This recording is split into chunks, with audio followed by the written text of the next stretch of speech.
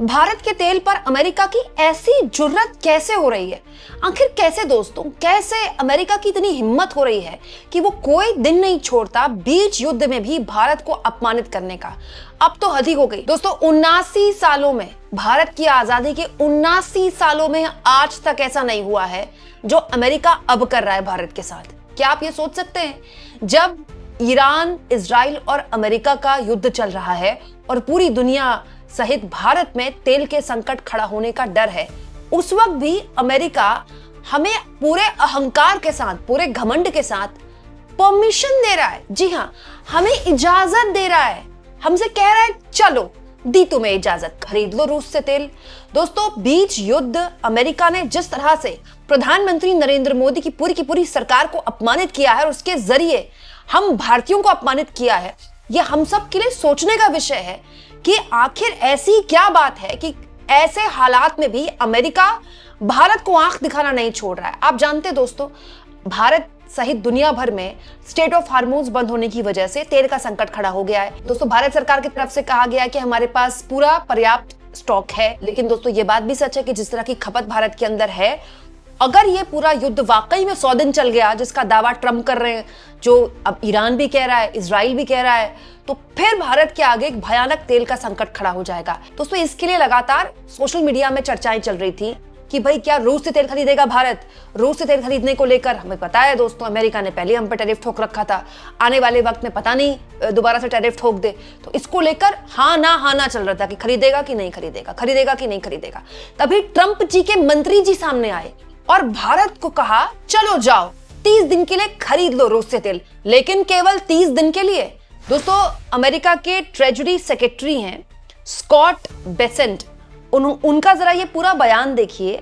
अपनी सरकार की तारीफ करते हुए वो भारत का मजाक उड़ाते हुए कहते हैं, वैश्विक बाजार में तेल की आपूर्ति जारी रखने के लिए अमेरिका वित्त विभाग भारतीय रिफाइनरीज को रूसी तेल खरीदने की अनुमति देने के लिए 30 दिनों की अस्थायी छूट जारी कर रहा है। वाह, मतलब दोस्तों 79 सालों में यही दिन देखना बाकी रह गया था। सोचिए, अमेरिका हमें छूट देगा रूसी तेल खरीदने में, तब हम रूस का तेल खरीदेंगे। इस पूरे मामले में राहुल गांधी का बयान कैसे जबरदस्त तरीके से वायरल हो रहा है, ये मैं आगे आपको बताऊंगी। हद तो तब हो गई दोस्तों जब भारत को बाकायदा ये भी कह रहा है अमेरिका कि भारत जो है अमेरिका का महत्वपूर्ण साझेदार है, इसलिए हमें पूरी उम्मीद है कि वो अमेरिका से अपनी तेल खरीद बढ़ाएगा। वाह, अमेरिका से तो पहले ही भारत ने तेल खरीद बढ़ा रखा है, अब और कितने तेल खरीद बढ़ाए अमेरिका से भारत?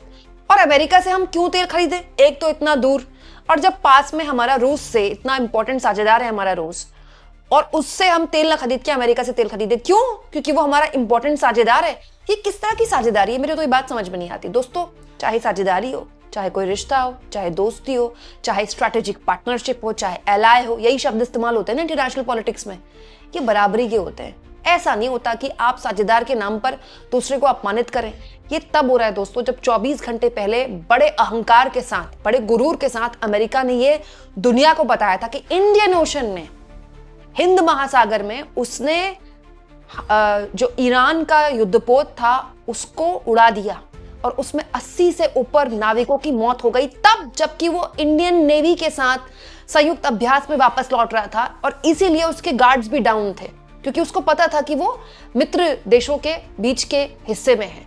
और वहां अमेरिका ने किस तरह से ईरान को निशाना बनाया और उस पे भी जवाब देने में हमको पूरा 24 घंटे के आसपास का वक्त लग गया। दोस्तों, जो इंडियन नेवी का बयान आया है वो ऑलमोस्ट इस घटना के 24 घंटे, लगभग 24 घंटे बाद आया है, जब अमेरिका ने ऐलान कर दिया। तो दोस्तों, यहाँ मैं इंडियन नेवी की कोई गलती नहीं मानती हूँ, क्योंकि हमारे देश में नेवी हो, चाहे एयरफोर्स हो, चाहे इंडियन आर्मी हो, वो सरकार के अंतर्गत चलती है। सरकार जब तक नहीं कहेगी वो तक बयान नहीं देगी। लेकिन आप सोचिए कितनी शर्मनाक स्थिति है, हमारे बैक वाटर्स में, हमारे मुहाने पर हमारा एक मित्र देश हमारे साथ युद्धाभ्यास में शामिल हो रहा है, जिस कार्यक्रम में राष्ट्रपति जी मौजूद हैं, और वापस वो जा रहा है। दोस्तों, बाकायदा आपको पता है वो जो नाविक थे वो थोड़ा सा वक्त निकालकर घूमे थे इंडिया में, वो सेल्फीज ले रहे थे, लोगों से मिल रहे थे, ताजमहल गए हैं सब घूमने। हमने कितना अच्छा उनको एक पूरा होस्ट दिया, और जब हमको रुखसत करके वो वापस अपने वतन जा रहे थे तब उन पर निशाना बनाया गया हमारे बैकयार्ड्स में। उसके बावजूद भी अमेरिका की इतनी हिमाकत हो रही है कि वो हमें बता रहा है कि हम किससे परमिशन लें, हम किससे तेल लें और किससे तेल ना लें। ठीक लोकसभा के अंदर दोस्तों, अभी पिछला सत्र गया था, तब बजट भाषण में राहुल गांधी ने एग्जैक्टली यही बात बोल रही थी कि अब अमेरिका बताएगा कि आप रूस से तेल खरीदें कि ईरान से तेल ना खरीदें, और अगर हम ऐसा नहीं करते तो हम पर वो पेनल्टी ठोक देगा, हम पर टैरिफ लगा देगा। Now the United States will decide who we buy oil from. Yes. The United States will come to us and say, you cannot buy oil from so and so and so and so and so and so. Russia, Iran, whoever they want. They will decide. Our Prime Minister will not decide. Please understand, and they will monitor. They will keep a watch, meaning they will look, and if India buys oil from anyone they do not want, they will punish us. दोस्तों, इस पूरे युद्ध में जब से युद्ध शुरू हुआ है तब से लेकर अब तक आप पूरी सरकार का जवाब देने का तरीका देखिए, बैकफुट पर बैकफुट। सरकार को पता ही नहीं करना क्या है। अमेरिका आपको बीच युद्ध में बता रहा है कि आपको किससे तेल खरीदना है, किससे तेल नहीं खरीदना है। आपको बता रहा है कि आप अमेरिका से तेल खरीदना और बढ़ाइए, चलिए जाइए आप रूस से तेल 30 दिन के लिए खरीद लीजिए। अच्छा, रूस हमारा कोई आज का साझेदार तो है नहीं, रूस तो हमारा ऑल वेदर फ्रेंड है। बताइए रूस कैसे, मतलब क्या सोच रहा होगा भारत के बारे में कि रूस से हम तेल खरीद रहे हैं तो भी हम अमेरिका की परमिशन पर ले रहे हैं, और रूस से हम तेल खरीदना बंद कर देंगे 30 दिन बाद, जब अमेरिका हमसे कहेगा अब बस युद्ध रुक गया है तो अब आप बस खरीदना बंद कर दीजिए। मतलब कमाल की बात हो गई है। तो दोस्तों, कितनी बड़ी बेइज्जती है 125 करोड़ लोगों की। और सबसे बड़ी बात, इस पूरे मामले में भारत सरकार की तरफ से कोई बयान नहीं आता है, कभी कोई बयान नहीं आता है। दोस्तों, ये पूरा युद्ध शुरू हुआ तो विदेश मंत्री खाड़ी के देशों के विदेश मंत्रियों से बात कर रहे हैं, प्रधानमंत्री खाड़ी के देशों के राष्ट्राध्यक्षों से बात कर रहे हैं। चलिए, वहां बहुत बड़ी लेवल पर भारतीय हैं, 1 करोड़ से ऊपर भारतीय हैं, चलिए मान लिया, उनके बारे में आपने सोच कर किया होगा, लेकिन आप सबसे बात कर सकते हैं। आप खाड़ी देशों से भी बात कर सकते हैं, आप ईरान से भी बात कर सकते हैं। ईरान से कब बात की? कल विदेश मंत्री ने, दोस्तों मतलब आज 7वां दिन हो गया इस युद्ध को, 6 दिन लग गए भारत के विदेश मंत्री को कहां के विदेश मंत्री से बात करने के लिए? ईरान के विदेश मंत्री से बात करने के लिए 6 डेज। दोस्तों, 6 दिन लग गए भारत सरकार को, जो भारत में ईरान की एम्बेसी है वहां जाकर अयातुल्ला खामेनी साहब के शोक में 2 शब्द लिखने के लिए 6 दिन। तब जबकि विपक्ष आपसे सवाल पूछने लगा, तब जब दुनिया भर में आप पर सवाल उठने लगे, अब दुनिया भर में चर्चाएं हो रही हैं कि आखिर इजराइल ने इतना बड़ा युद्ध छेड़ दिया ईरान पर, उनके सुप्रीम लीडर को मार दिया, उसके 2 दिन पहले पीएम कर क्या रहे थे इजराइल में? क्या जरूरत थी? जब पीएम जानते थे, पीएम को पता था कि वो इजराइल जा रहे हैं तो आते ही युद्ध शुरू होगा, फिर भी आप गए और क्या निकला उससे? ईरान के सुप्रीम लीडर को मार दिया गया, वो सुप्रीम लीडर जिनके साथ 2016 में मोदी जी फोटो खिंचा रहे थे। सोचिए दोस्तों, विदेश नीति के नाम पर तो पता नहीं क्या है हमारे देश में, पता ही नहीं चल रहा कि विदेश नीति है क्या। अच्छा, अब भारत सरकार का क्या स्टैंड है कि आप ईरान के साथ खड़े हैं, आप ईरान से भी बात कर रहे हैं, अब आप ईरान से भी बात कर रहे हैं, खाड़ी देशों से भी बात कर रहे हैं, इजराइल से तो आप बात कर ही रहे हैं। दोस्तों, ये तो हमेशा से भारत का स्टैंड रहा है, ये पहले दिन से क्यों नहीं किया?